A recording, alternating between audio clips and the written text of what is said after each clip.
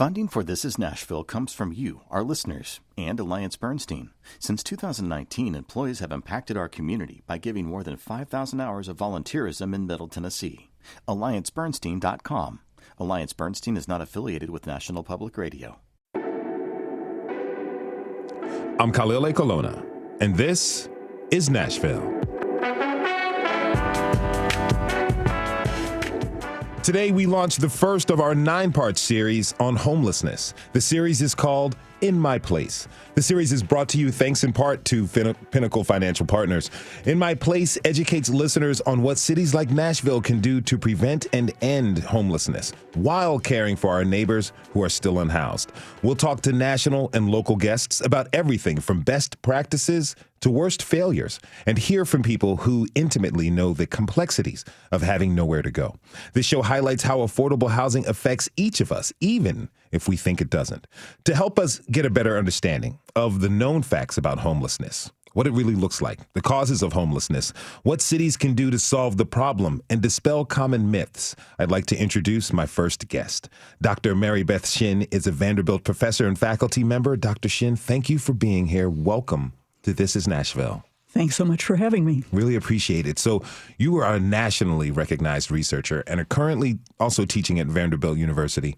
Tell me this, how'd you get into this field? Well, about 30 years ago, when homelessness began to spill out of Skid Rows and into the nation's streets and our consciousness, I was a young mom in New York, and my kids would tug on my sweater and say, "Mommy, why is this person out there on the street sleeping?" And I really had no answer to that. So when I had the opportunity to get involved in research on the topic, I jumped on it. What was the first piece of research you worked on? New York City at that point had offered a right to shelter to people who experience homelessness. And they thought that if they could simply staunch the flow into homelessness, they might be able to help the people who were already homeless get out.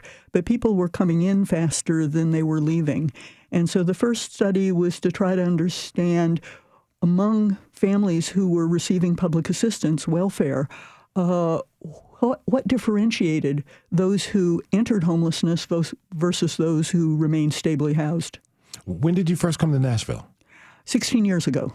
What did you find when you got here? Well, homelessness is a problem here, too.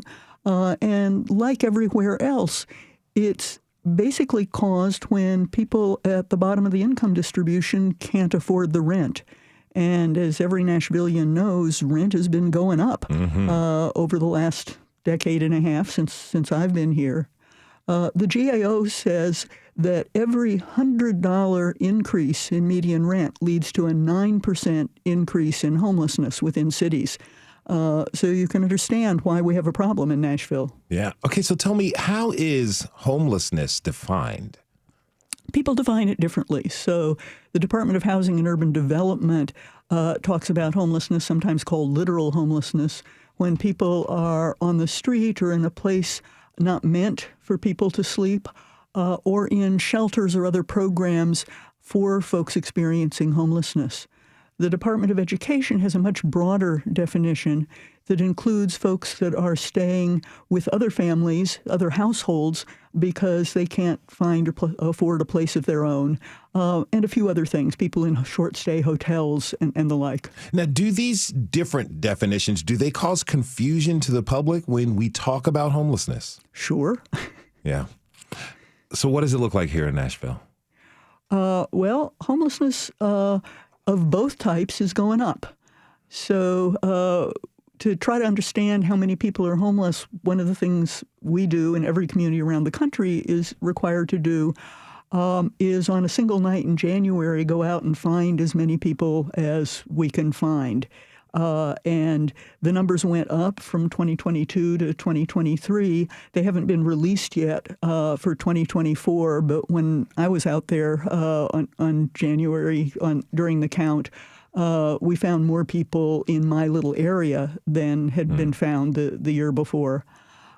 We also see the schools, the HERO program in the schools are reporting that they're seeing more kids who experience the homelessness under the broader definition than they have seen previously. As you stated before, the 2024 numbers aren't out yet, but can you give me like some of the demographic breakdown for 2023?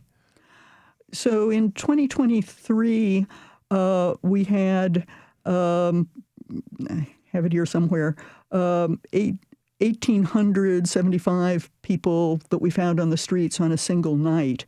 But we served over 8,000 people over the course of the year. Many more people pass through homelessness than experience homelessness on a single night. And in terms of demographics, African Americans are way overrepresented among people experiencing homelessness. That's true in Nashville. It's true across the country. Other groups, Native Americans and Pacific Islanders, are also overrepresented. We see fewer of them in Nashville. And that has to do with longstanding discrimination in housing and income and employment and incarceration and in opportunities to build wealth. Did the pandemic exacerbate these numbers? Initially, numbers may have decreased slightly during the pandemic, but it was much harder to count. A lot of cities didn't do full counts during the pandemic. Now they seem to be up, and the national numbers are growing. Is Nashville's homeless population reflective of homelessness across the nation? I think we're pretty similar to homelessness across the nation. It varies a little bit from coast to coast. On the East Coast, most people are in shelters. On the West Coast, most people are on the streets. We're somewhere in the middle. Okay, now for more on a national perspective, let's bring in Dr. Margot Kuchel, a professor of medicine, division chief of the University of California, San Francisco Center for Vulnerable Populations, and director of the Benny Hoff Homelessness and Housing Initiative, and happens to be the daughter-in-law of Dr. Shin, which is something we discovered after we invited both of you onto the show. Dr. Kuchel, thank you so much for being here with us today. Thanks for having me. You know, you're based in San Francisco and you're still a practicing physician. And you're also a researcher at the University of California in San Francisco and the director of the Benny Hoff Homelessness Housing Initiative. Tell me this, what is the Benny Hoff Initiative? Yeah, we are a research and policy center based here at the medical school at UCSF. And what we try to do is both generate the research to help answer the questions of who becomes homeless, what happens to them when they're homeless, and how do we end homelessness. We also try to interpret the existing research, and we spend a lot of our time talking to the public and to policymakers to try to make sure that they're making decisions based on the best evidence. So what are the biggest misconceptions people have about homelessness? I think the single biggest misconception is that homelessness is synonymous with mental health and substance use problems. There's no question that people with mental health and substance use problems are at increased risk of homelessness. And there's also no question that being homeless increases your risk of developing or worsening those problems. But at its heart, homelessness is a problem of housing costs. We know that regions who have less availability of housing for the lowest income households are the regions with the most homelessness. And I think that goes with the other misconception is people in every region have this thought that people are flooding into their city, their county, because it's a great place to be homeless. I hear this all over the country, but most people who experience homelessness experience it right there where they lost their housing. So tell me, what are some of the myths that are associated with homelessness? You know, I think one of the other myths is that to end homelessness, people need to first start with treatment and that you need to mandate that treatment. And as a physician, I know that, first of all, many people who are housed have substance use and mental health problems. That is not, exclusively among people who are homeless, and that many people can thrive. But I also know that it's hard to help people heal from those problems while they're homeless. And so there's a really strong evidence base that says that the best way to have people exit homelessness is to offer them subsidized housing. So to help pay for their housing, to help find them housing, and then offer them an array of supportive services that help people thrive, but importantly, to make those voluntary. What we find when we do that is people get housed, stay housed, even people with lots of behavioral health struggles, and that they take up those services, even if they're not mandated to do so. We've seen, for instance, the Veterans Administration drive down the number of veterans who experience homelessness by half over the past decade by really doing two things. One, they got a lot of federal funding to help them end this problem. And two, they adhere to these principles, which are known as Housing First. Housing First is this idea that to help people exit homelessness, you get them into housing first, and then you offer them the services to help them thrive there. Tell me this, what led you to this work? Why do you do it? I really got involved in the work when I did my medical residency here at UCSF in the mid to late 1990s. I spent most of my time at our wonderful public hospital called San Francisco General Hospital. But when I was a medical resident taking care of patients day and night, half of the patients we saw on the inpatient service were homeless. About 9 or 10% of all the patients we took care of in our system were homeless, but half of those who were hospitalized were homeless. We would spend a lot of money and provide the very best medical care and then literally kick them out of the hospital when they were, ready to be kicked out, ready to be sent home. And then 2 or 3 days later, they would come back sicker than they were because we were discharging them into homelessness. I realized that when people become homeless, everything else falls apart. And if I went into medicine because I really cared about people's health, the single most important thing that I could do to improve their health would be to help end their homelessness. As I like to say, there is no medicine as powerful as housing. And so I really went into it to end homelessness because of its incredibly negative effect on people's health. If you're just tuning in, this is Nashville, and I'm your host, Khalil Ekolona. This hour, it's all about our new series, In My Place, thanks in part to Pinnacle Financial Partners. In My Place is a 9-part look into homelessness from a local and national perspective. My guests are Dr. Mary Beth Shin and Dr. Margot Kuchel. So let's talk a little bit more about the causes of homelessness. Many people believe, as Dr. Kuchel had mentioned, mental illness and substance abuse are the leading causes. But Dr. Shin, what's your response to people who believe homelessness is an individual's choice or an illness that many people living outdoors want to remain homeless? Well, let's start with the second part of your question about people wanting to remain homeless. It depends on what's on offer. If what's on offer is a bed in a barracks, some people will choose to stay outdoors where they are less regulated, less regimented, they have more freedoms. But if what's on offer is a home, an apartment, hardly anyone will ever want to remain outdoors. And that's true in Nashville. When we've asked that question in our point-in-time count, everybody says, yes, if I had housing that met my needs, I would come indoors right away. So that really is another myth, that people choose to be homeless. It really is compared to what? In terms of the causes of homelessness and the myth about mental illness, it's probably also important to realize that about a third of the people who become homeless across the country are in family groups. And the age at which you are most likely to find yourself in a homeless shelter is infancy. So homeless rates, as the Department of Housing and Urban Development counted, go down when kids get to school age because childcare expenses go down. But young families struggle to manage the costs of having a child and the costs of caring for that child, which either takes a family member out of the workforce or requires them to pay for costly care. So it really is, at base, a financial issue. Homelessness has increased as affordable housing has become more and more scarce in our country.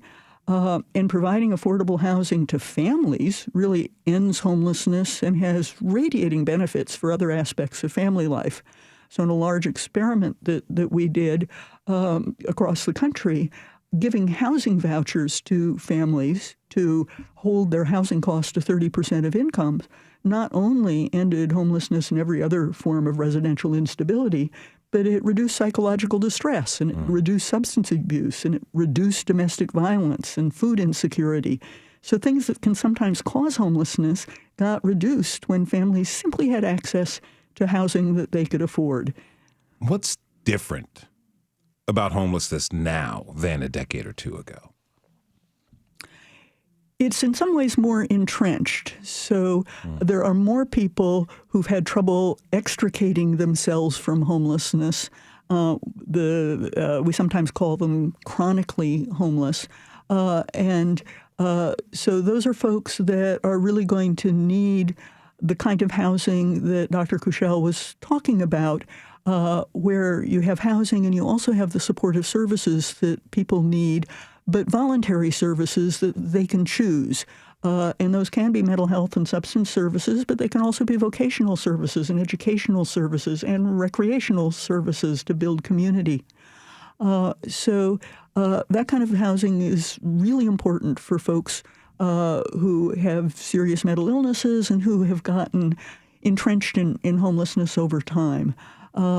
Other folks need less, and families often need nothing more than affordable housing. Now, Dr. Kushel, this feels very overwhelming, but so many people are in pain and so many systems are at play. Do you actually think homelessness can be solved? I absolutely do. What we're really lacking here is the political will to solve it. You know, the federal government and local government and state government, everyone really agreed that there should be no veteran who is homeless. And I agree. Nobody who has served this country should spend a night out on the streets or in our homeless shelters. I happen to think that nobody should spend a night out in the streets or in their shelters, whether or not they were a veteran. But because there's been political will to end veteran homelessness, despite homelessness in other communities going up, we've seen this dramatic reduction in homelessness among veterans. I take that as really proof positive that if we had the will to solve this problem, we can. It is not going to be easy. It's going to take us making changes at every level of government. Zoning reform. In California, we've had a lot of trouble creating housing for all the people who want to live here. To be clear, the people experiencing homelessness, they are long-term Californians. 9 out of 10 of them lost their stable housing in California. A much bigger amount were born in California than Californians overall. I was not born in California, but I moved out here like many others did, and we haven't built enough housing. So we need to solve that problem.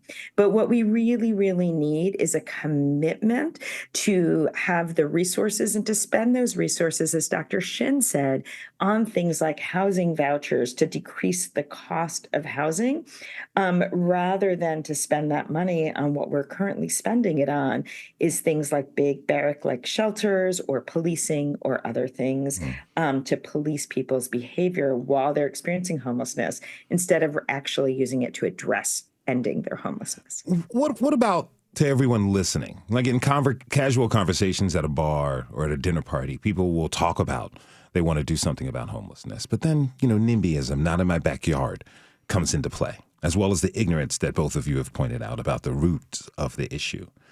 What does the listener, anyone listening, what do they need to do to help this problem? I understand that governments, state, local, federal government can provide services. I understand that there's organizations that are providing services. But what about folks who are listening, the average person? What can we do? One thing to do is to vote. That is, the resources that get devoted to this problem depend on the political will, and politicians are, at least in part, listening to their constituents. So demanding that we fully fund the Department of Housing and Urban Development and increase the number of vouchers that are out there is really important on the federal level. Thinking about the level of disability benefits for folks who do have serious mental illnesses or other disabilities, SSI and SSDI benefits aren't sufficient to rent even a studio apartment anywhere. We also need to think about stopping the generation of homelessness, right? So many people pass through homelessness over time and out the other end. But until we stop sending more people into homelessness, we're never going to fully solve the problem. And that means making housing more affordable. And as Dr. Kushel mentioned, zoning, and zoning is related to NIMBYism. We need to have duplexes and triplexes and quadruplexes basically everywhere. We need to have greater density on transportation corridors because people's housing costs and transportation costs really add to one another. So those are some of the things that just an ordinary person can do. Now, Dr. Shin, in 2020, you published a book called In the Midst of Plenty, which is a great next step for people who want to dig into this topic more. Briefly, tell me, what's the biggest takeaway from the book? That, as Dr. Kushel said, we can solve homelessness. We know how to solve it. We know how to solve it for families. We know how to solve it for people with serious mental illnesses. It's a matter of political will and the resources that political will can generate. I want to thank my guests, Dr. Mary Beth Shin with Vanderbilt University and Dr. Margot Kushel, professor of medicine at the University of California, San Francisco, and director of the Homelessness and Housing Initiative. Question for you both. Was this the first time you both were on a panel together? I'm not sure, Margot. Can you remember sure. another one? I think it's the first time we've been in radio together. We certainly go to a lot of meetings. Yeah. We go to a lot of meetings. Thank you so much for having me. Well, it was absolutely an honor and a pleasure to have you both and to be a part of a family first for you as well. Thank you again. Thank you so much. Thanks so much. Let's take a short break. When we come back, we'll hear about two women starting the long road to housing, and we'll talk with people who have lived experience of being unhoused. Stay with us. This is Nashville.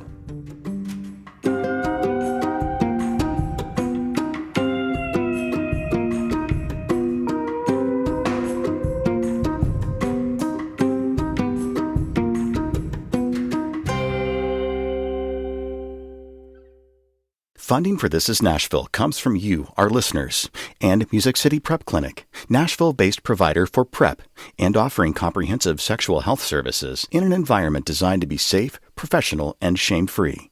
Learn more at musiccityprep.org. I'm Khalil A. Colonna, and this is Nashville.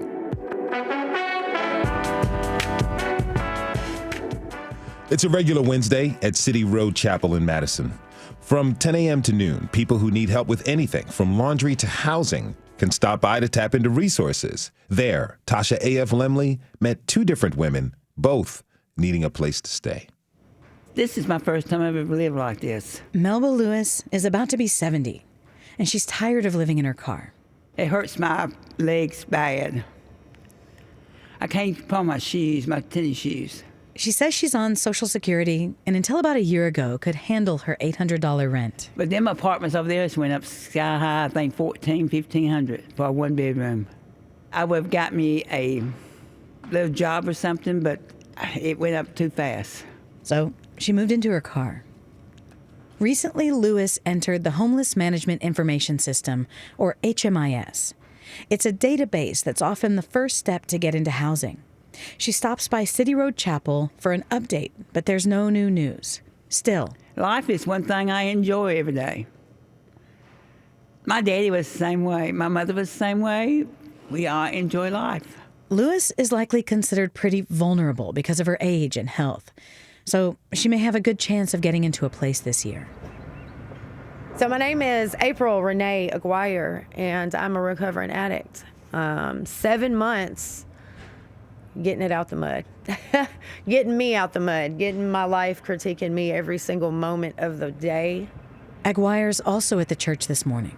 She's 43, a retired sex worker and newly sober after what she describes as a rock-bottom relapse. She's now making $10 an hour at a store in Madison, and she and her teenagers are about to lose the couch they've been hopping. I wish I could tell you something's going to happen fast. Nothing happens fast. I'm a patient person. I'm confident that I was led here for a reason, and I'm confident that it'll work out either way. You know what I mean? Whatever happens, I know that good things are coming. So because I'm doing what I'm supposed to do. I'm doing the work, and that's the guarantee. That's the promise, right? You put in the work and you'll get the results. So, Pastor Jay Voorhees asks some questions, tries to settle any expectations.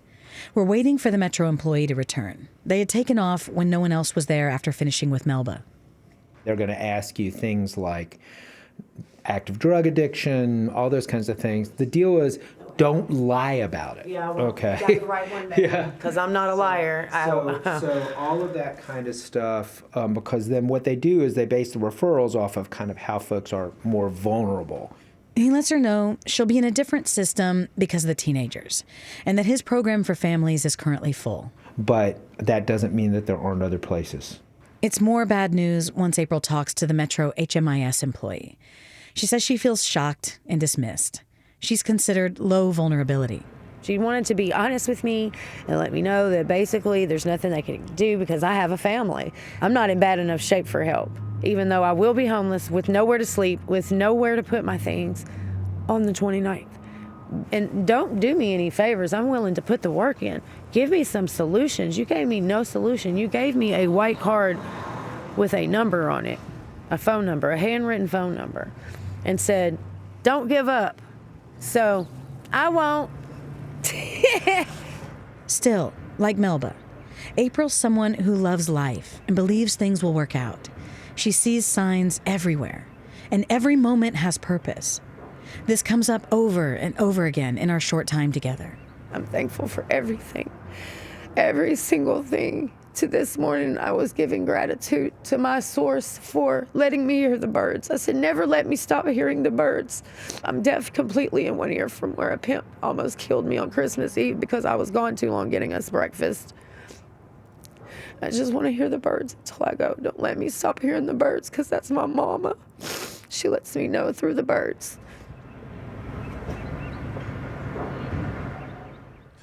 Before the break, we just heard from national experts on the causes of homelessness. And as you heard, it looks different for everyone. We have 3 guests here today to talk about their experiences and paths to housing.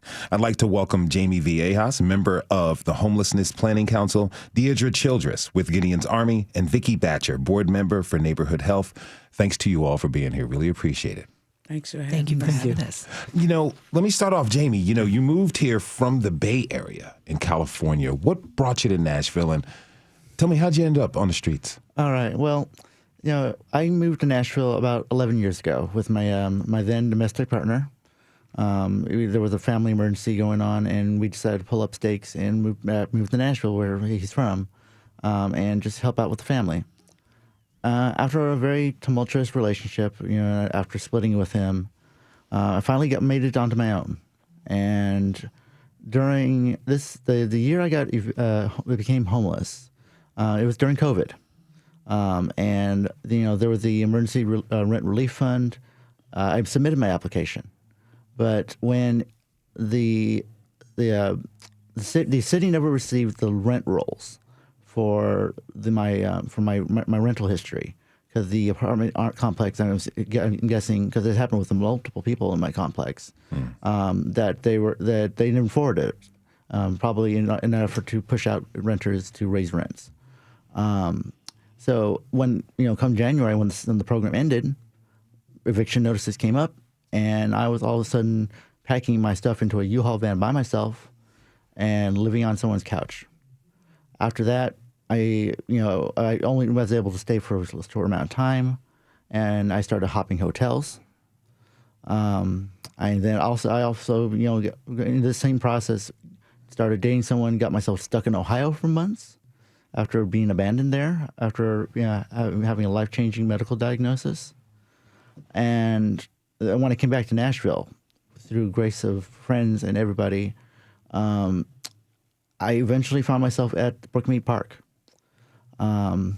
And there I did find a community and also resources, because the service providers every week on Tuesdays would come out with the Colby's Army, so Mental Health Co-op, Homeless Impact. Everybody comes out and provides us, the case management and resources we need to survive for the week and help to move us into housing.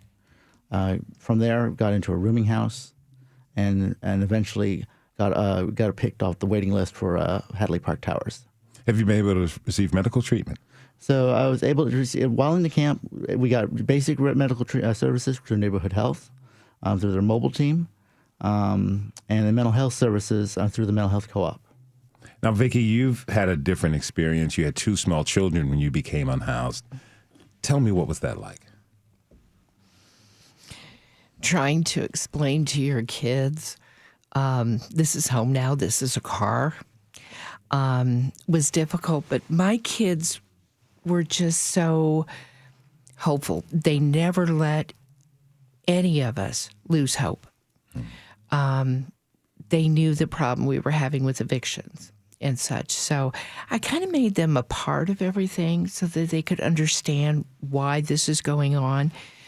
I think that was the blessing in it, was that my kids understood, because I was explaining to them what was going on. Mom, why didn't you make that much money? Well, because I don't have a college degree. I don't have this, don't have that. But we'll make it. We'll make it somehow. And we did. We did eventually. How old are your kids? They're going to be 31 December 15th of this year. Twins? Yes. Okay. And very fortunate to be in a situation now where we share an apartment together, equal share. One isn't footing the bill, the other one isn't footing the bill. We're all equal together. It's been a wonderful journey. Congratulations. That's beautiful. Do they talk to you about those moments of being younger and unhoused? Not really. Not really. I see certain signs that will come up. And those are things that I wish I knew about earlier, but it's never too late to work on certain things. And there have been some tragedies along the way, but again, we've all grown tremendously. I'm very proud of where they are today, too. Mm-hmm. Now, Deidre, you're a Nashville native. Yes. You still live and work in the North Nashville community. Tell me, what's your experience with being unhoused? Mine was due to domestic violence. So the only place I had to do was run. I ended up, I was on Section 8 housing at the time. Couldn't get no help through them. I would show up with black eyes being abused. I couldn't get no help through the people in the community. So the best thing for me to do when I had a chance to leave, I left, and me and my kids I chose to take my 5 children, and we slept in my Suburban.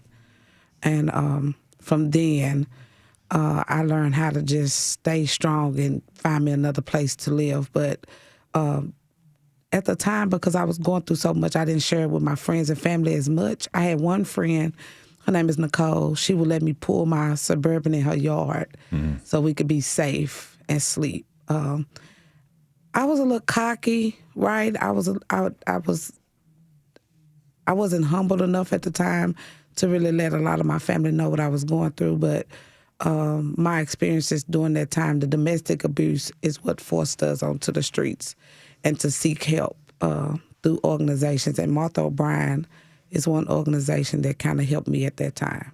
How was Martha O'Brien's help different from, you said you sought help from folks? I tried to seek help through like the people I was renting my house from, MDHA. I just was trying to see if they had any type of shelters, any place that I could go to be safe, and me and my kids would be safe, because at that point I was carrying double black eyes a lot, and I just wanted to be safe. And I couldn't even go to my own parents' house and be safe, because my perpetrator would pay my family, to find out where I'm at and certain things like that. I don't want to go too much detail, but did that probably caused an issue, like who you could trust when you're in this vulnerable moment? It did, and I really couldn't trust a lot of people at that time, period. So not being able to trust my own family members because of money was a very struggle mentally. If you're just tuning in, this is Nashville, and I'm your host, Khalil A. Colonna. Today is the first edition of our series, In My Place, brought to you by Pinnacle Financial Partners. We're talking about how the unhoused community is impacted by misconceptions, myths, and policy decisions. My guests are Jamie Viejas, Deidre Childress, and Vicki Batcher. So all of you are in housing now. Mm-hmm. I want to talk about that transition. Vicki, when you moved back into your own apartment, tell me what the first few weeks or months were like. Scary, actually. When I got out of homelessness and I went into government housing, MDHA, new things a new sound, maybe somebody next door using their toilet. I had no clue what it was. It would scare me in the middle of the night. Getting used to those sounds and such. And then feeling safe where you're at. And unfortunately, there were some situations that came up that we were not safe. And we found out, even with my ESA faith, she was being assaulted at this place where I was living. But a wonderful opportunity came up, and that's hope. Every single day, I lived with hope, knowing that something else, something better was going to come along. And it did. My kids wanted to get out of the apartment they were living in, and I wanted to get out of the place where I was living in, and now we share equally a 3-bedroom apartment. And it's wonderful. It made the journey worth it. A safe environment for you all. Yes. Congratulations. And old, Yeah. I'm no spring chicken. So having to live with your kids, it's like an odd thing, always saying, Mom, can I help you? It's like, no, if I want help, I'll ask for it. And this kind of thing. Now, Jamie, how did you integrate into a new community? So, for me, this is, there was two kind of ways. I'm going to talk about more with moving into the permanent housing at Headley Park. And I'll tell you this. When I lived in the camps, we had a community. It's a very tight-knit community. Everybody knows everybody. Everybody can, knows who they can go to if they, need company, need a shoulder to cry on. It's a bit different when you move alone into public housing. It's like at first you're like, oh my God, I can't believe I finally have a home. I have a permanent door. I have a door to my apartment, a key. I don't have to worry about people stealing my stuff. But then the solitude kicks in, and you realize, oh wow, there's really nobody around for me to, just go and hang out with, and things like bills start coming up. And I'm not alone in this regard. A lot of times when you exit out of homelessness, I like to say it's the process of getting out of homelessness is actually more simple than keeping out of homelessness. A few guests have expressed that sentiment before in previous episodes we've done on the topic. Talk to me a little bit more about that. So while you're on the street, there are a lot of kind of services geared towards getting you off the street. But the problem is that we don't have enough wraparound services that offer services in housing retention. So helping out with utility bills or just the process of renewing your MDHA master lease. All these kind of base things that a lot of people in the regular world take for as a basic thing. Because we're so new back into housing situations, that a lot of this is foreign, and a lot of it has changed since the last time that someone was housed. Without these kind of case management and what I like to call peer support, there are a lot of us who have been through this process now, and we should be in a position to be able to help our fellow formerly unhoused brothers and sisters to stay out of the homelessness. And I think there should be more programming geared towards that. Now, Deidre, you've been working as a service provider, helping other people in your community. From a unique perspective, though, what would you say are some of the issues service providers need to be aware of when they assist people? Let's say first your ACEs, adverse childhood experiences. I believe trauma-informed care is another thing.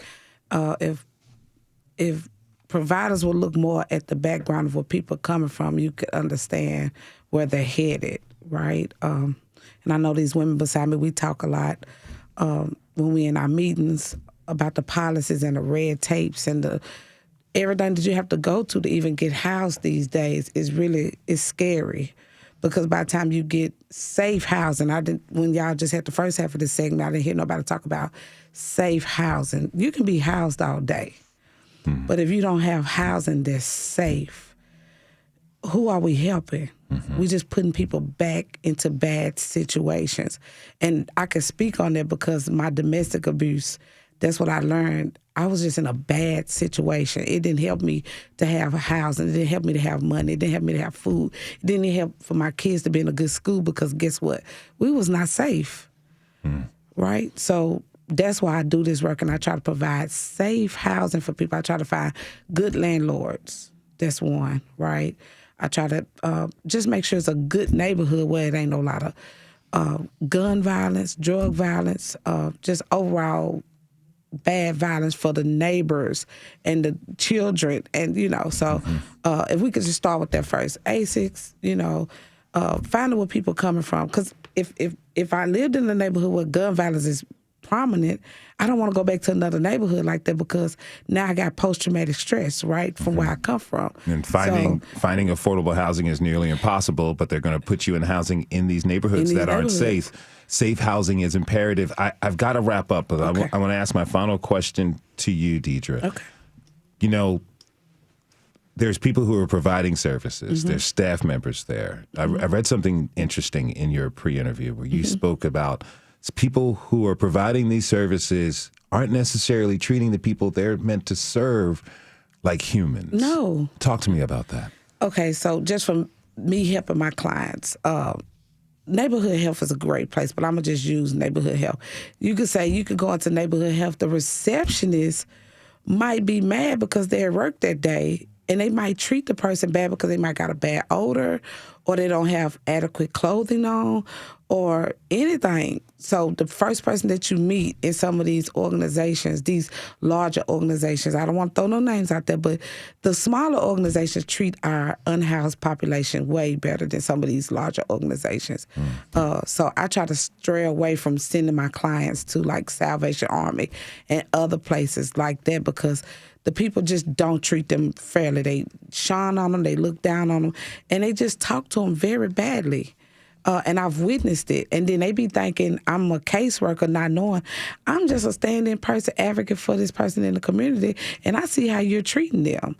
And you don't know, I might know your boss, or I might know somebody, and then when I do come back, you might be fired because I done made a complaint because how you treated someone inhumane and made them feel less than. Already they're unhoused. You can't feel no less than that if you don't have a safe place to be. So why would I come into an organization to get help and support and you treat me even worse than I'm already feeling? I want to thank my guests for being on the show. Deidre Childress, Jamie Viejas, and Vicky Batcher. Thanks to you all. They all have served on the Homeless Planning Council. It's a community board that represents a wide variety of different stakeholders to address homelessness in Nashville. I appreciate you all for being here. Thank you very much. Thank you for having us. We got to take one more quick break. When we come back, we'll get some live feedback from a person who has lived experiences with homelessness. Stay with us. This is Nashville.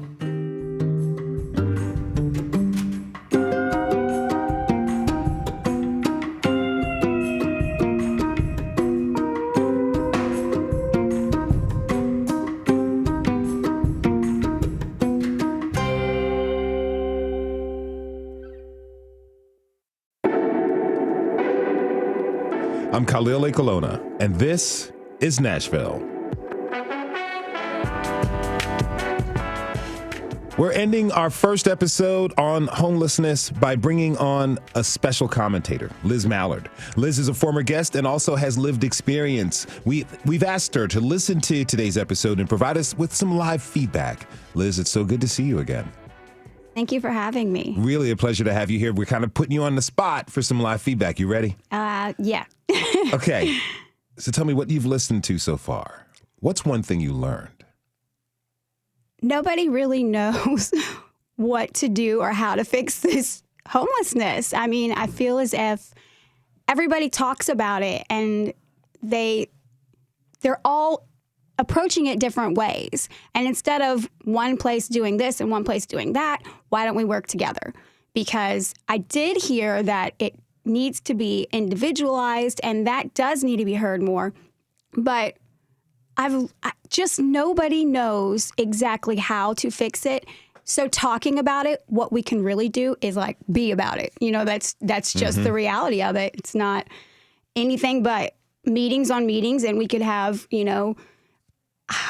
interviews on interviews. And instead of talking about all these important issues and how we're going to do this. Let's do it, people. Let's work together and do it. Let's work together literally, not, well, they didn't do this, my way works better. It just needs to be the focus on people. Let's focus that this is a person. And I don't think there's a lot of focus on the fact that we're talking about homelessness. I consider them my friends, you know, the family that I had out there. And I think if they put it in perspective of maybe somebody they know, and as a person, you know, like, how would you feel if your daughter, if your mother was experiencing this? What would you do to help them out of that situation? Not to be cliche, but do you feel like there's too many cooks in the kitchen, stirring the pot, arguing over what ingredients to use, but there's a line of people who are hungry? I think it's interesting you say that, because that is exactly what I try to make. Like I pointed out, I'm like, okay, so this was a success for you. This was a success for you. So instead of you did this, look what I did. Hey, let's work together. This organization does this, but we don't know how to do this. So we'll send them over here. Refer them out rather than know one part of it, stick them in a house, and then question why they failed. You know, like housing first, definitely, because they cannot focus on anything until they're out of that environment of looking over their shoulder or, you know, when's my next meal? Get them secure, keep the trust, keep the support, and then we can focus on the drug and alcohol. And it doesn't need to be, I don't know, just everything else. It's just housing first so we can focus on the other thing and working together, knowing what you can do and can't do. Was there something you heard that you disagree with? The treatment first. Okay. I know from personally, I'm a bad alcoholic. Today I'm 38 months sober, but thank you. Would I have focused on that? No.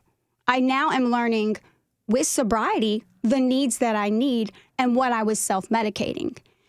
But I wouldn't be able to know that until I got housing. And not everybody wants treatment. And let's say, okay, we want treatment. There's no treatment centers open. We're in the same situation. So let's focus on getting them out and getting them safe. Okay, so I want to hear what you'd like to hear in upcoming episodes. We've got 8 more. The 2 producers are sitting in the control room, open ears with pen and pad in hand. What do you want to hear more about in upcoming episodes? I think the more that everybody hears what the people that have actually experienced and put it in reality. I need to hear not what we think and what we want to do, what they're doing. And if we go from what they're doing, let's pick up, okay, well, this is where this is lacking. And I think just having that experience and the people that can come back and maybe sit right here and see the struggles, hear the struggles, and see that this is a person. So I think it needs to be more lived experience as well, but more lived experience to show what exactly is needed. So what do you want people to know more about? Like, how can we allow our listeners who are listening right now on the podcast version, how can they see the folks who are talking as people? How can they see the folks in their neighborhoods, close to their neighborhoods, on their commutes to work? How can they see them as people? Because something I find is we talk about these issues and, I see them as people, but there comes to be a block when it comes to actually taking action and helping folks. You know, tell our listeners how to look at other people as human beings. Like they're your family. Like it is your mother out there in the cold with no food, holding a sign exactly that, and you're driving right past and not giving them the time of day. They are people. When you look at it like it's a family member, it's easier to see. And not just, that's a homeless person, they're drunk or high or anything. There's somebody that needs a meal. There's somebody that, that may be whatever is their own, what they're going to use anything for, right? But I think if people saw them as a family member, it would be more impressionable. A close family member. A close family member, yeah. You know, your own child, your mother. It puts it in a whole nother perspective. And what can you do for them rather than talk about them and shun them? I really appreciate you being here and giving us this live feedback, Liz. You rock. Thank you so much for having me. Thank you for being here. Now, The Contributor is trying to pack the house for their Vendor Awards Breakfast on March 7th at 7:30 a.m. at Belmont University. At the event, they award their top vendors, neighbors experiencing homelessness who sell the paper. You can register at thecontributor.org. Tickets are only $5, and I'm keynoting. So come and see me. Hit it up at thecontributor.org. Thanks again to all of my guests for being here. And thanks to you for tuning in this hour. This is Nashville is a production of Nashville Public Radio. Today's episode was produced by Tasha A.F. Limley and Judith Tackett. It was directed by Tasha A.F. Limley as well.